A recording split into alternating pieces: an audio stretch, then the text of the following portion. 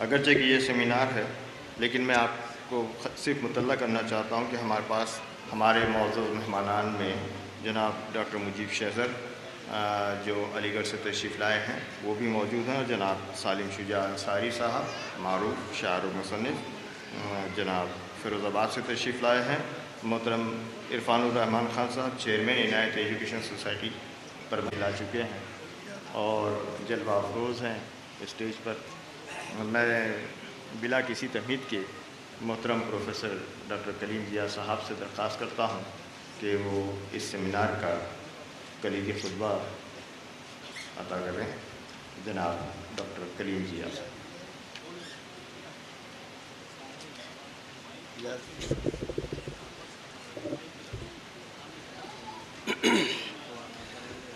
السلام علیکم ورحمۃ اللہ وبرکاتہ۔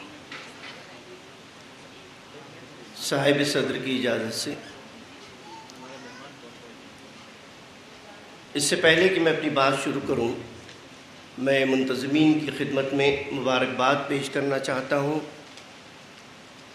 کہ اس اردو بیزاری کے دور میں اردو کے ایک بہترین ٹاپک پر کام کرنا، ایک سیمینار کا انعقاد کرنا اور اس کڑکتی دھوپ میں اور جان لیوا گرمی میں اتنے لوگوں کا جمع کرنا اپنے آپ میں ایک بہت بڑا کارنامہ ہے۔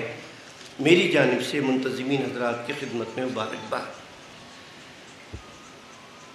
صاحب صدر کی اجازت سے میں نے ان سے بات کر بھی لی ہے اور حمید اللہ خان صاحب بھی اس بات سے واقف ہیں کہ کلیدی خطبے کے طور پہ جن صاحب کا نام تھا، بہرحال کچھ وجوہات کی بنا پر وہ تشریف نہیں لا سکے، مجھے بات کرنی ہے۔ اجازت ہے جناب جی؟ جدید اردو غزل کے انفرادی میلانات و رجحانات کا جائزہ لیتے ہوئے اس حقیقت پر نظر رکھنے کی ضرورت ہے کہ 1965 تک انجمن ترقی پسند مصنفین کا تنظیمی خاکہ مکمل طور پر منتشر ہو چکا تھا۔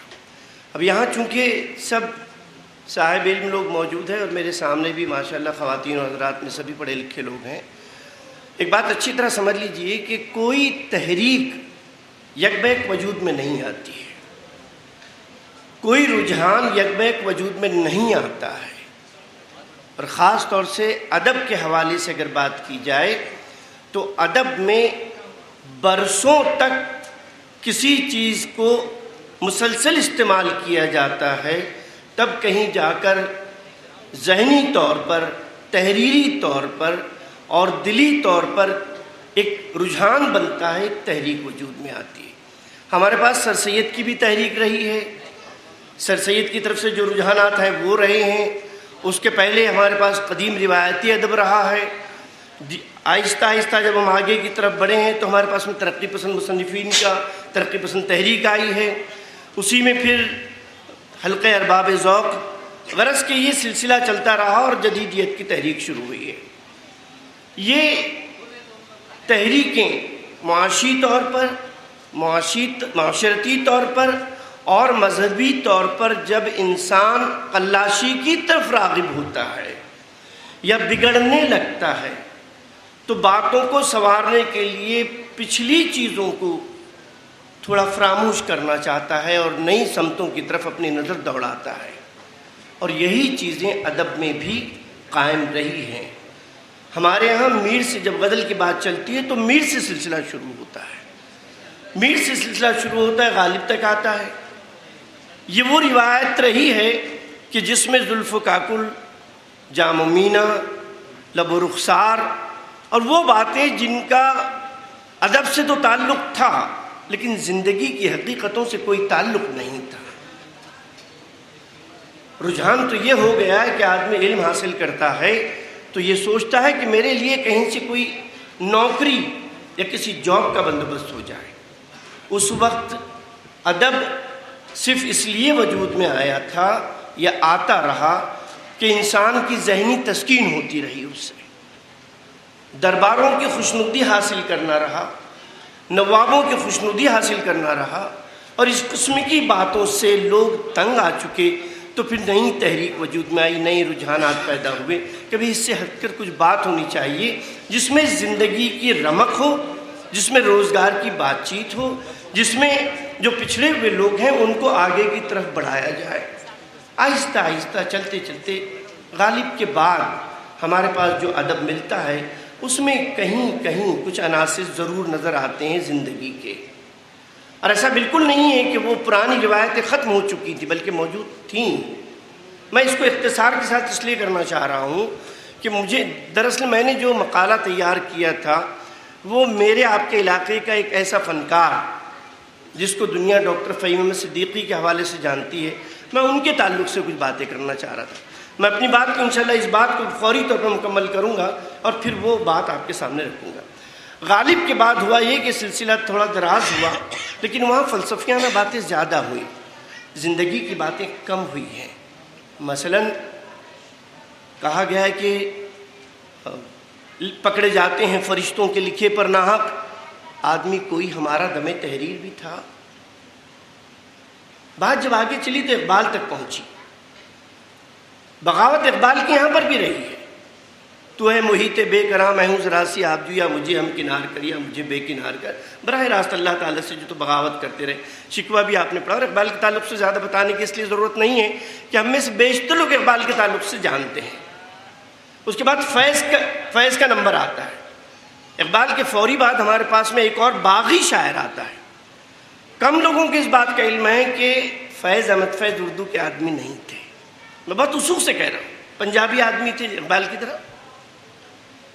لاہور میں جب اردو کی تحریک شروع ہوئی کہ اردو کو ریاستی زبان بنانی چاہیے، تو آپ کو جان کر تعجب ہوگا کہ اس کی مخالفت سب سے پہلے فیض احمد فیض نے کی تھی، اور جو جلسہ نکلا تھا، جو جلوس چل رہا تھا، اس کی قیادت فیض احمد فیض کر رہے تھے اردو کی مخالفت میں، کہ اردو کو پاکستان کی ریاستی زبان نہیں بنانی چاہیے۔ باوجود اس کے ادب میں فیض کا جو مقام ہے اس کو فراموش نہیں کیا جا سکتا۔ بغاوت ان کے یہاں پر بھی ہے، نظموں کے حوالے سے زیادہ ہے۔